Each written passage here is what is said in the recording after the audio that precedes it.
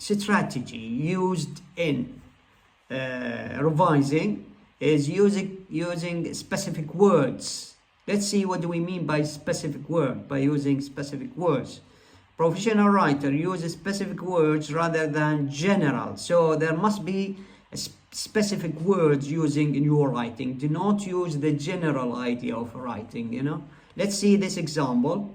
And specific words can be exact name, can be lively verbs, can use descriptive words, modifiers before the noun. You know, we add modifiers before the nouns, that we call them descriptive words. Use words that relate to the senses. It's very important. We use words related to the senses, like sight, hearing, taste, smell, touch. And we have a group of, you know, some example. For example, you say sharp cheese, or crusty bread, or spicy olive. That this kind of, you know, words are related to the senses. It gives a picture for the reader. It gives some kind of colorful picture for the reader in order to attract him or her to continue reading your writing or your essay. Let's see examples. If we have here we have a very nice group of examples about specific words. Some of them gives the idea of descriptive words. Some of them give the idea of verb related to senses. For example, the plane landed at the airport. That is a general sentence. There is no specific things about that sentence. Nothing mentioned about the plane, nothing mentioned about the airport. So this might be not very likable sentence for the reader. The reader would like to see you know, details, specific things in order to be attracted, of course. So the plane landed at the airport. We make some kind of changes or some kind of modification for this sentence in order to make it more attractive. So we mention some specific details about the plane, and also we mention some specific details about the airport. So we can say, for example, the United Airlines 343, that is the specific name or the specific things about the plane, landed at Heathrow Airport. So we give a name for the airports. That gives some kind of a picture. Maybe it connects the reader to some memories in the past. Maybe it gives him an idea, the memories about Heathrow Airport or about this airlines, you know.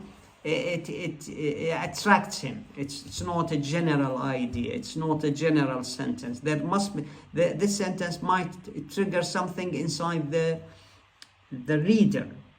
Specification, you know. This is the idea of specific words. Never write general sentence. Try to add some specific details for this general sentences in order to attract your reader. We have another example. The flag moved in the air. It's a very simple one, a very normal one, a very general one. Even the verb moved is a very general without any senses actually. So you need to change this sentence in order to move, in order to make it more, you know, vivid, more clear, more attractive. So we can say the flag fluttered in the breeze, you know. The flag fluttered in the breeze. The fluttering and the breeze gives the idea of something live, something not general, something can create a picture in the reader eyes, you know. And also it gives some kind of interest to the writer to you know, to connect things, to connect idea, you know, to connect few things to make the reader very interesting, very attractive, you know, to make your sentence very attractive to the reader. So we make some kind of changing, you know, some kind of words that are descriptive, related to senses, you know. We have another example. The strong man left the heavy table. It's very ordinary word. It's very ordinary sentence with ordinary words.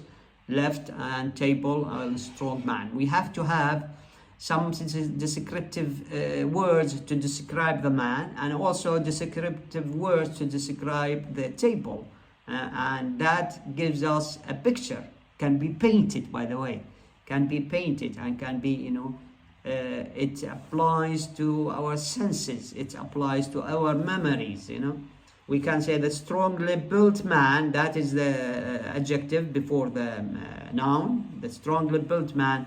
Lugged here, lugged is a word which indicates lifting something with you know, that requires some kind of strength. It's not only lift, lugged.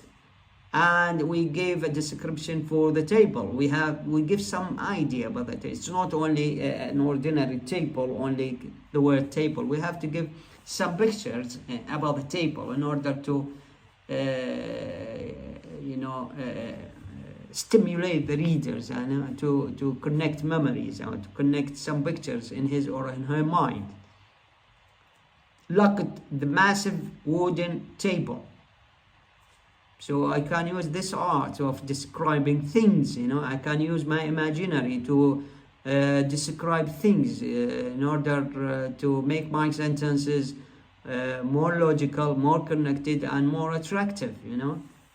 Instead of saying the strong man left the heavy table, which is very, you know, without any senses, I can add a few things, a few descriptive words to make my sentence more you know, full of pictures, you know, full of pictures, full of so many, you know, with harmony. These pictures are connected with harmony to the reader and to his or her memories, of course.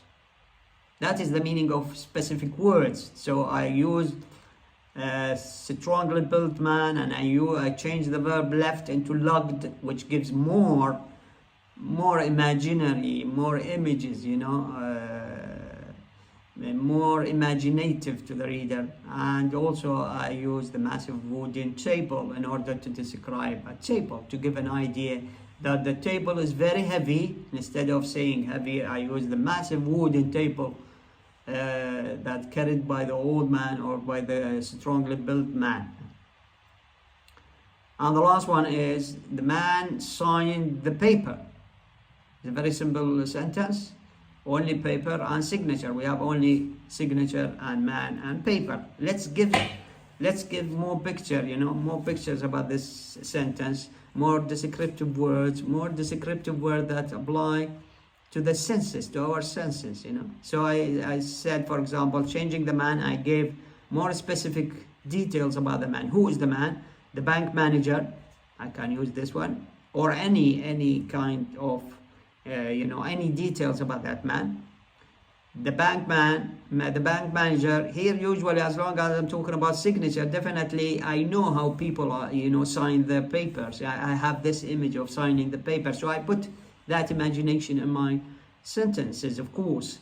Hastily scribbled his name on pay-in slip. As long as I'm talking about the bank manager, definitely I have to talk about any documents or any, you know, any paper that is related to the bank. So I chose this one, pay-in slip.